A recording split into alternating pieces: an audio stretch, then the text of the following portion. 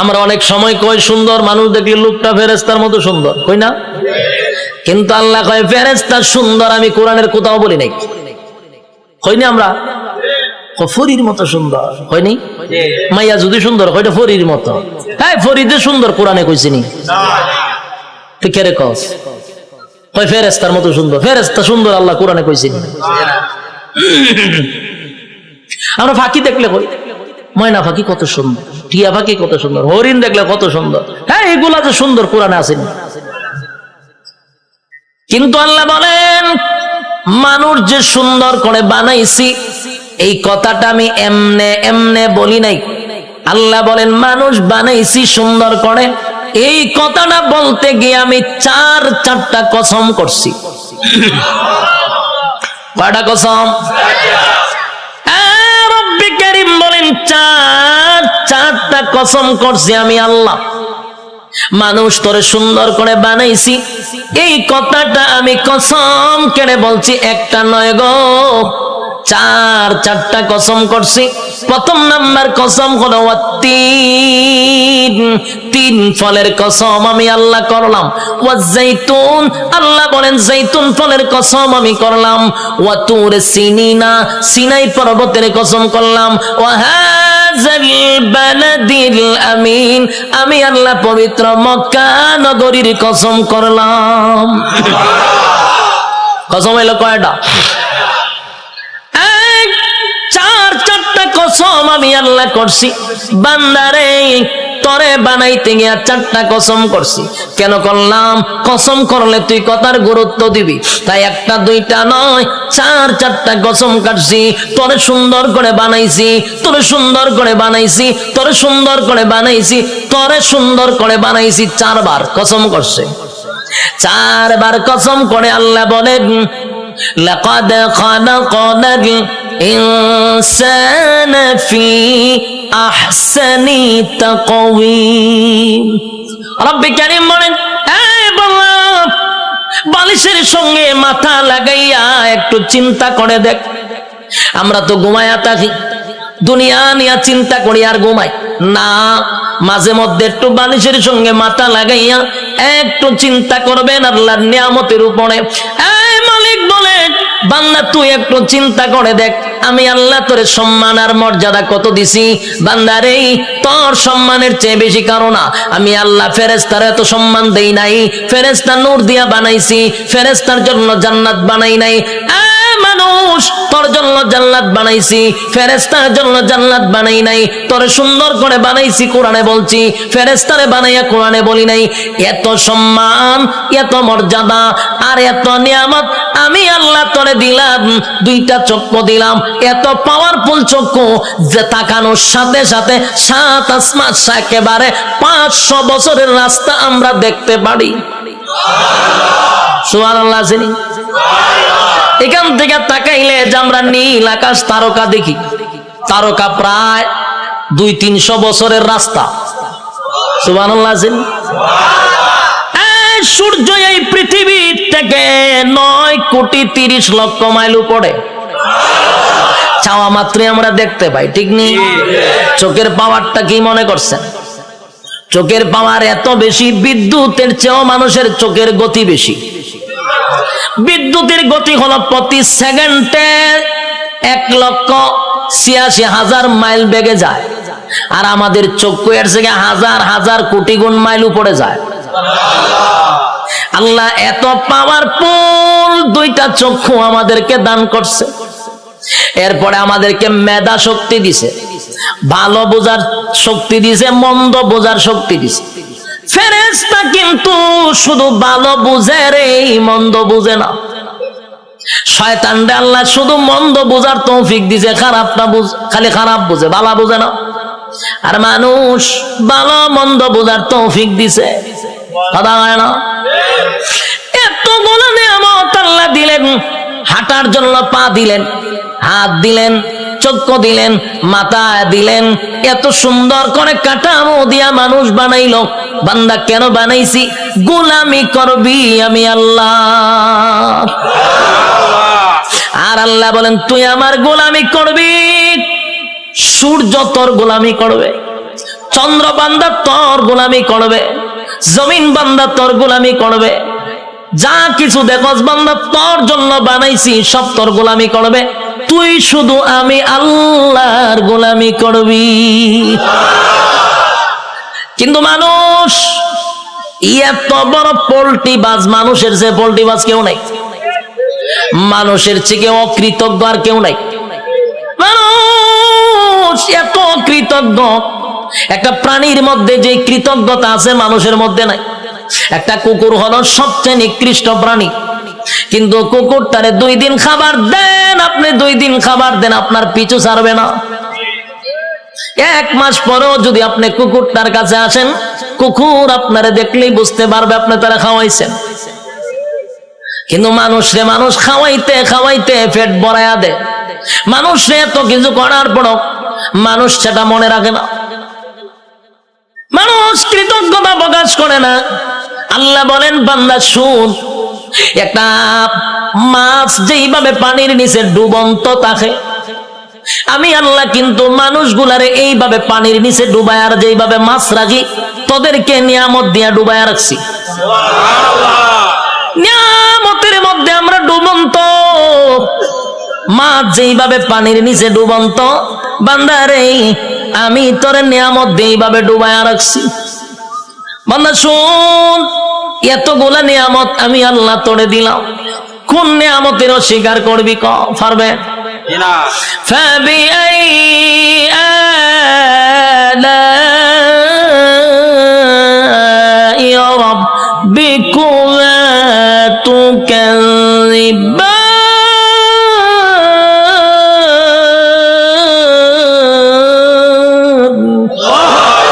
আল্লাহ বলেন কোন কোন নিয়ামতের অস্বীকার করবি? আমি আল্লাহ তোরে কি দেই নাই বল? সব দেওয়ার পরে বদনা আমার খাইলি, আমি আল্লাহর নিয়ামত খাইলি, সব আমি আল্লাহ তোরে দিলাম। এরপর 24টা ঘন্টার ভিতরে বান্দা 1টা ঘন্টা আমি আল্লাহর ইবাদত করস না। যুবক ভাই, কথাগুলি কি দিলের কান লাগায় শুনতেছেন? দিলের কান লাগাইয়া কথাগুলি শুনেন। 24টা ঘন্টা আল্লাহ সময় দিছে। কত ঘন্টা? রাইতে দিনে 24 ঘন্টা। দিলের মধ্যে একটু প্রশ্ন করেন তো দেখি, 24টা ঘন্টার ভিতরে আল্লাহ তো দিল আমরা 24 ঘন্টা। যুবক, নিজেরে নিজে প্রশ্ন করো, 24টা ঘন্টার ভিতরে আমার মালিক রে তুমি কয় ঘন্টা দিছ? একজনের কথা হয় না, 1 ঘন্টাও মালিক রে দেয় না। আল্লাহ কয় তুই ভাবছ আমি তোরে ছাইরা দিব? আমার নাম রহমান, দয়া মায়া বেশি। আল্লাহর দয়া মায়া বেশি। আমরা খালি ওয়াজ শুনছি আল্লাহর দয়া মায়া বেশি। রহমান নামের গুণ হলো আল্লাহর দয়া মায়া বেশি। আল্লাহ যত বড়, আল্লাহর মায়া দয়া তত বড়। শুধু ওয়াজটা শুনছি, কিন্তু এরপরের ওয়াজ শুনছেন। আল্লাহ বলেন আমি যত বড়, আমার আযাব আর গজব কিন্তু বান্দা অত বড়। আমি সবাইরে ছাড় দেই, কিন্তু ছাইরা দেই না। ফেরাউনরে আমি ছাড় দিছি, ফেরাউনারে আমি ক্ষমতা দিছি। ক্ষমতা দেওয়ার পরে নিজেরে নিজে খোদা দাবি করছে। ফেরাউন খোদা দাবি করছে, আল্লাহ তারে এরপর ছাড় দিছে। কিন্তু যখন বেয়াদবি করছে পয়গম্বরের সঙ্গে, আল্লাহ কয় আর তোরে ছাড় দেওয়া যায় না। ফানিতে সুবাইয়া সুবাইয়া ফেরাউনারে মারছে, ছাইরা দিছিনি? নমরুদ নিজেরে খোদা দাবি করছে, আল্লাহ ছাড় দিছে। নমরুদ একবার তীর মারছে আকাশের দিকে, কেরে মারছ? কাল্লা মাইরালাম। আল্লাহ কয় ফেরেশতা রে, তীরের মধ্যে একটু রক্ত লাগায়া দে। রক্ত লাগায়া দিছে। রক্ত যখন তীর যখন ফিরে আসছে, তীরের মধ্যে ছায়া কয় আল্লাহ মাইরা লাইছি। নাউজুবিল্লাহ। এর সাথী সঙ্গীরা ডিজে গানের আয়োজন কর, কে রে? নাচু। কে রে? আল্লাহ মাইরা লাইছি। নাউজুবিল্লাহ। আল্লাহ এরপরে ছাড় দিছে। কিন্তু যখন ইব্রাহিম খলিলুল্লাহর সঙ্গে বেয়াদবি করলো, আল্লাহ কয় এখন ধরা দরকার। হে আমার লগে যুদ্ধ করব, তীর মারে। আমি আল্লাহ তোর সঙ্গে যুদ্ধ করতে তীরের প্রয়োজন নাই রে। মশার মধ্যে একটা প্রতিবন্ধী মশা, বালা কোনো মশা নেই, কিতাব লেখছে বালা কোনো মশা না, একবারে প্রতিবন্ধী ভাও একটা নাই। আল্লাহ কয় কইরে আসত নি ফাঁসি, তোর ভাও আসেনি, ফাল্লা আমার ভাও নাই।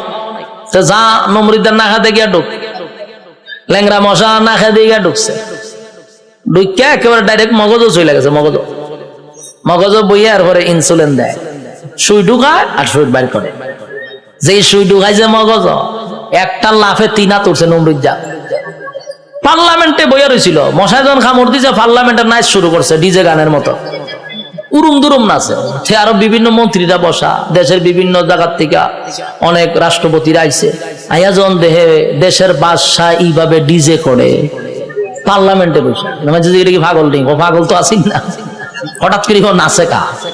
ও নাচতে নাচতে মশাও তো কম খারাপ না, কারণ টেং টুং যেদিন না থাকে এরা মারাত্মক খারাপ থাকে।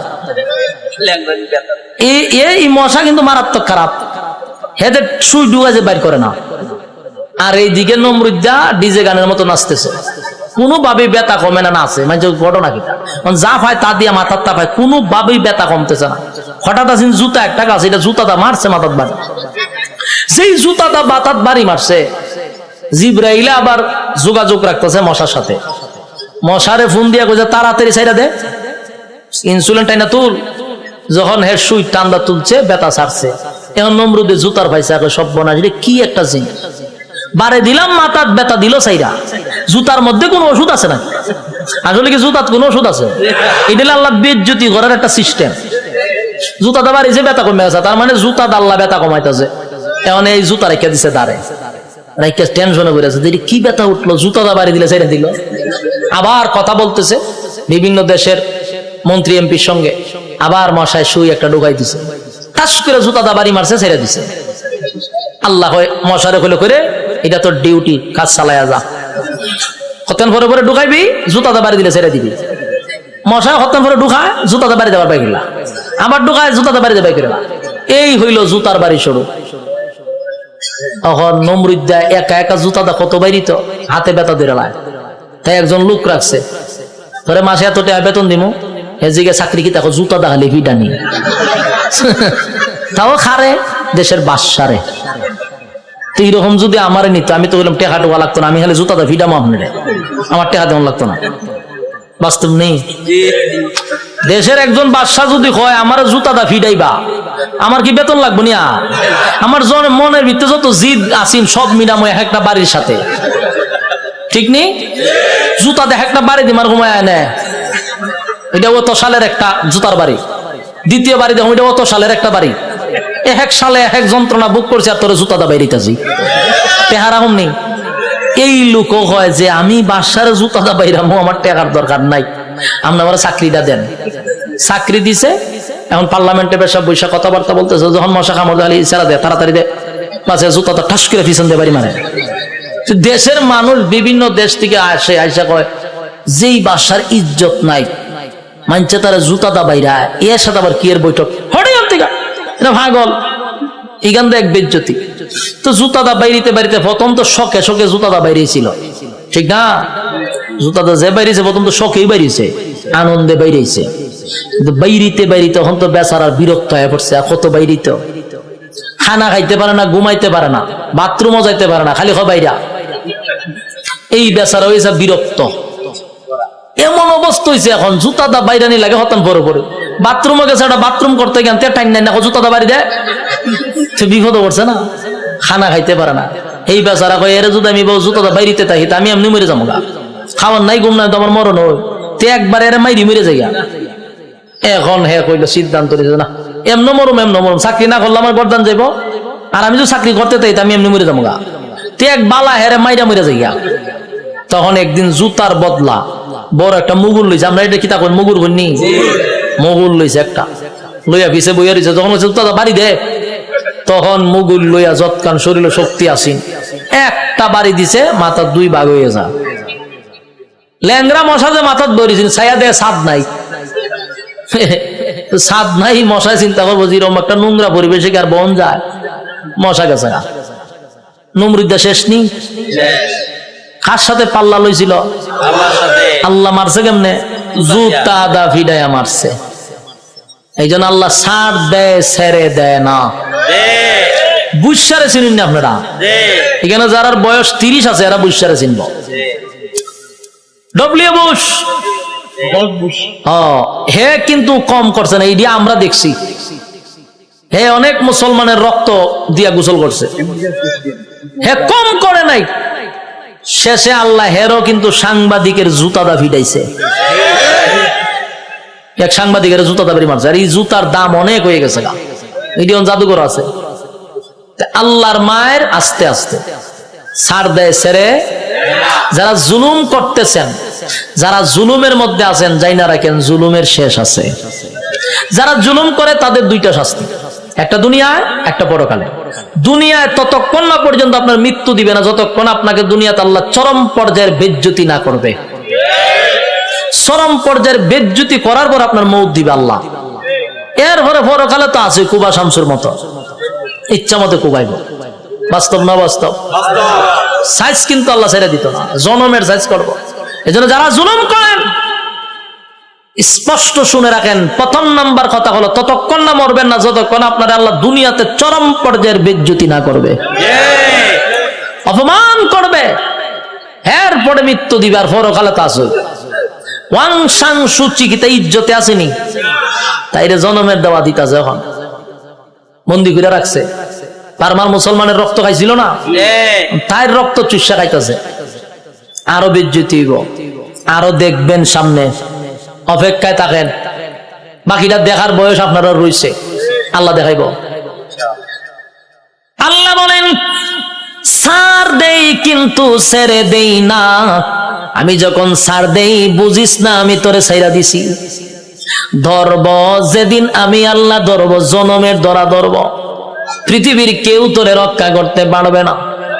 আমি আল্লাহর নিয়ামত খাইয়া আমি আল্লাহর নাফরমানি করস, ছাইরা দিব না, কিন্তু জনমের ধরা ধরব। যুবক ভাই, আমি আপনাদের উদ্দেশ্যে বলতে চাই, আল্লাহর দেওয়া নিয়ামত খাইয়া, নিয়ামত খাওয়ার পরে যে আল্লাহর নাফরমানি করতেছি, রাইতে দিনে 24 ঘন্টা পাইয়াও 1টা ঘন্টা আল্লাহর দেই না। ইমাম সাহেব যদি বলে আসেন না একটু নামাজে যায়, উত্তর দেয় হুজুর নামাজের সময় নাই। যদি কয় আসেন না মাহফিলে যাই, আমার সময় নাই। বেচারা খুব ব্যস্ত, সময় নাই, সময় নাই, সময় নাই। যে কোনো বিষয় লোক আমার সময় নাই। প্রশ্ন হলো তোমার সময় নাই, সময় নাই, কিন্তু যেই লোকটা বলছে নামাজের জন্য সময় নাই, ওয়াজ মাহফিলের জন্য সময় নাই, এই লোকটারই দেখবেন ব্যবসার জন্য সময় আছে, চাকরির জন্য সময় আছে, বন্ধুদের আড্ডায় সময় আছে, বিশ্বকাপ খেলা 90 মিনিট দাঁড়ায়া দেখার সময় আছে, বিভিন্ন জায়গায় আড্ডায়, কফি আড্ডায় সময় আছে, সব জায়গায় বেচারার সময় আছে। সময় নাই শুধু আল্লাহর বেলা। আল্লাহ বলেন সময় তো আমি দিছিলাম, সময় কাটা দিছে।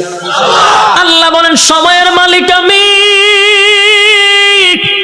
আমি তোরে সময় দিলাম রে, আমার দেওয়ার সময় পাইয়া আমারে দিলি না, মন গড়া সময় নষ্ট করলি।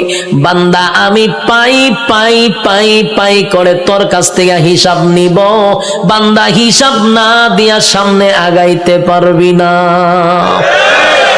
আপনারা কিতা মনে হয় আল্লাহ আমরা সেইটা দিব হিসাব না নিয়া? হিসাব নিব। আগেই বলছি অতগুলা নিয়ামত আল্লাহ আমরা দিছে, এমনে ছেড়ে দিত না, হিসাব না নিয়া। কথা কয় না? একটা এক্সাম্পল দিই, সহজে বুঝতে পারবেন। আপনারা মনে করেন চরপেশন সবচেয়ে ভালো হোটেল, সেখানে মনে করেন একজন লোক ঢুকছে খানা খাওয়ার জন্য, একজন লোক ঢুকছে, ঢুইকা যারে অর্ডার দেয় তার নাম কি? মেসিয়ার। মেসিয়ার কইলো ভাই খানা নিয়ে আয়, কি আছে? তো দেখবেন মেসিয়ারের একটা অভ্যাস হলো একটা নাই 50টা নাম কইব। গুড়া মাছ আছে, বড় মাছ আছে, উইল মাছ আছে, তারপরে আপনার গরু আছে, ছাগল আছে, কতটা হয় না? আমি অনেক সময় কিচ্ছু বুঝি না, চাই তাই একটা না হয়, আমি ভাই হাফিজি বলা লাগতো, তুই আস্তে আস্তে একটা একটা করে ওদিকে আমি খাইতাম আমি জায়গা এত নাম কয়, একটাও একটা হয় না, লাস্ট হলে গুরুরা ইয়াদ আছে। তো এই লোক যখন এতগুলা নাম কইছে, চিন্তা করলো এতগুলা নাম কইছে কোনটা কম, আচ্ছা সব লইয়া যা। মেসিয়ারে আনতেছে, টেবিল সাজাইছে, খাইতেছে, খানা দেখে মেসিয়ার দে লক্ষণ বালানা যে যিনি টেকা নে উনারে কি কয় ম্যানেজার কেশিয়ার তো ম্যানেজারের কাছে গেছে মেসিয়ারে গিয়ে কয় স্যার ওই যে লোকটা খাইতেছে দেখছেন নি দেখছি তো কাম না আমার একটা অনুমতি দেন কি অনুমতি কয়ের ইচ্ছা মতো কিন্তু ফিটাইতাম ম্যানেজারে জিগা কাস্টমারে খানা খাইতেছে তুই ফিটাইতে কা কয়ের লক্ষণ বালানা যেই পরিমাণ খাইতেছে হিসাব দিতে পারতো না তাই একটু ফিডামো ম্যানেজারে কয় কাস্টমারের কাজ কি খাওয়ান তোর কাজ কিটা দেওন আমার কাজ কিটা হিসাব ল তেহের খাওয়ানে খাইব তোর দেওন তুই দে তুই মারতে কা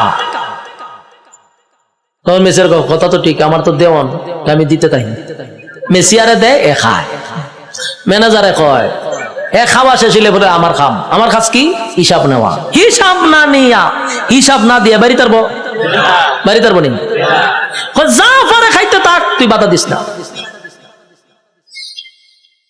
ঠিক তেমনি ভাবে আল্লাহ বলেন দুনিয়াতে মানুষ যেই পরিমাণ কাম কু কাম দিনের কাম রাত্রের কাম সব কাম আমরা করি না আমরার সাথে কিন্তু ফেরেশতা থাকে 24 ঘন্টা ফেরেশতা থাকে আমরারই কাম কু কাম দেখে ফেরেশতারাও আল্লাহর কাছে কয় আল্লাহ একটু অনুমতি দেন কিতা কয় এর একটা আসার মাইরা জাগাত মুতায়া লাই আল্লাহ জিগা ঘটনা কিতা বলে যেই পরিমাণ করতাছে হিসাব দিতে পারতো না তা আল্লাহও বলে তোর কাজ এর কাজ আকাম কুকাম করন দেখুন লিখতে রাখুন আর এর কাম যত আকাম কুকাম করতে পারে তোর কাজ কিন্তু ফিডন না তোর কাজ দেখতে থাক লিখতে থাক যত কিছু আছে সবকিছুর হিসাব হইব আমার কাছে বন্দা যা পারে করো হিসাব না দিয়া সামনে আগাইবার কোনো সিস্টেম নাই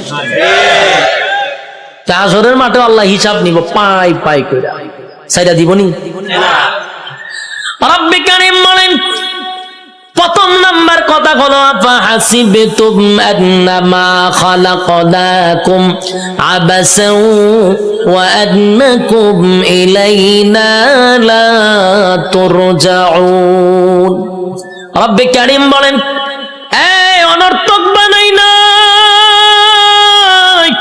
অকারণে বানাই না দ্বিতীয় নম্বরে আল্লাহ বলেন ওয়ামা খালাকাতুল জিন্না ওয়াল ইনসা ইল্লা লিয়াবুদুন রব্বে কারীম বলেন দুই নাম্বার হলো তোরে বানাইছি ইবাদতের জন্য তিন নাম্বার আল্লাহ বলেন বান্দা তোরে বানাইতে গিয়া ওয়ালাকাদ কাররামনা বানি আদম সমগ্র সৃষ্টি জগতের মধ্যে শ্রেষ্ঠত্ব দিছি চারটা কসম করে বলছি বাংলা তোর থেকে সুন্দর আমি আল্লাহ কাউরে বানাই নাই তোর থেকে সম্মান আর মর্যাদা আমি কাউরে দেই নাই এরপর আল্লাহ বলেন এত কিছু দেওয়ার পরেও যদি তুই আমি আল্লাহর গোলামি না করস ওয়ালাকাদ জারানা লি জাহান্নামা কাসীরাম মিনাল জিন্নি ওয়াল ইনস আমি আল্লাহ আগুন দিয়া তোরে জ্বালাবো আর পোড়াবো এরপরে রব্বে কারীম বলেন বান্দা শুন ভালো করে শুন এত নিয়ামত দিয়া তোরে ছেড়ে দিব না আমি আল্লাহ কিন্তু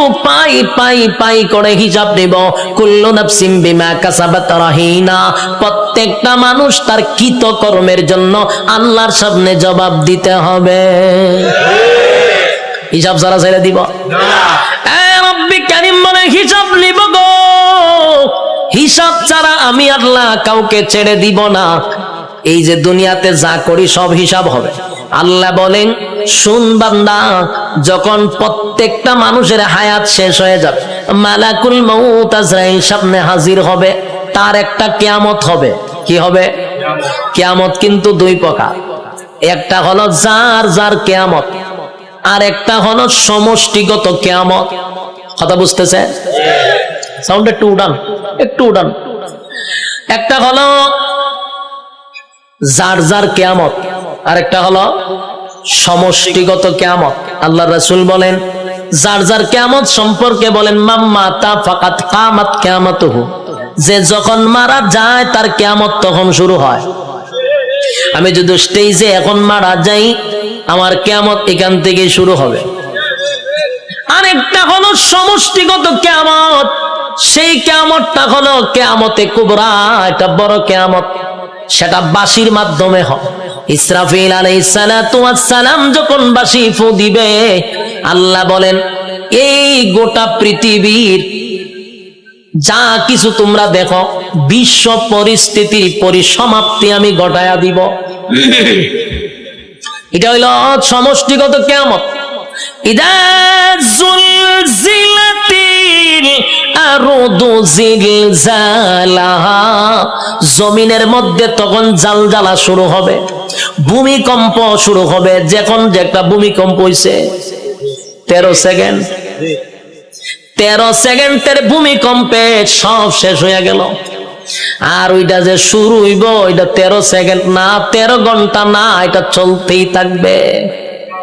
পাহাড় গুলি তুলার মতো উঠতে থাকবে। বিল্ডিং তো দূরের কথা, পাহাড় উইরে উইরে চলবো। এই ভূমিকম্প থামবে না। কুল্লু মান আলাইহা ফান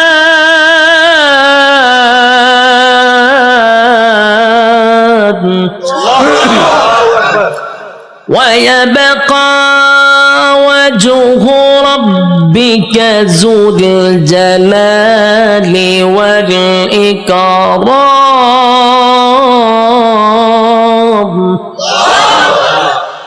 সব শেষ করবো। এই অর্ডার কইও সাউন্ড বাড়ানোর দরকার। আমি একটি রিবাব আর ইকুড়া তুলে দেন না, আমি চিল্লাইলে তো ইকু রাখবো। হালকা রিবাবের ভিতরে ইকুড়া দেন। অত্যন্ত কিয়ামত শুরু করছিলেন মাইক মাহফিল, এখন হালকা একটু রিবাবটা ধরায় দেন আমার, যাতে প্রেসারটা গলাত না পড়ে। আল্লাহ বলেন কুল্লু মান আলাইহা ফান ওয়া ইয়াবকা ওয়াজহু রাব্বিকা যুল জালালি ওয়াল ইকরাম। চলবো। কুল্লু মান আলাইহা ফান, সব ধ্বংস হবে।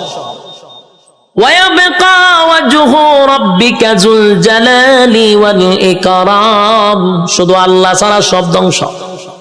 আজরাইলও ধ্বংস, যে সিংহায় ফুক দিব সেও ধ্বংস হবে। মোট কথা কেউ থাকবে না। এটা হলো সমষ্টিগত কিয়ামত। আর প্রথম হলো যে যখন মারা যাবে তার কিয়ামত তখন থেকেই শুরু হবে। যুবক ভাইরা আমার, আল্লাহ বলেন প্রত্যেকটা মানুষের কিয়ামত আছে রে। যে যখন মারা যায় তার কিয়ামত শুরু হয়ে যায়।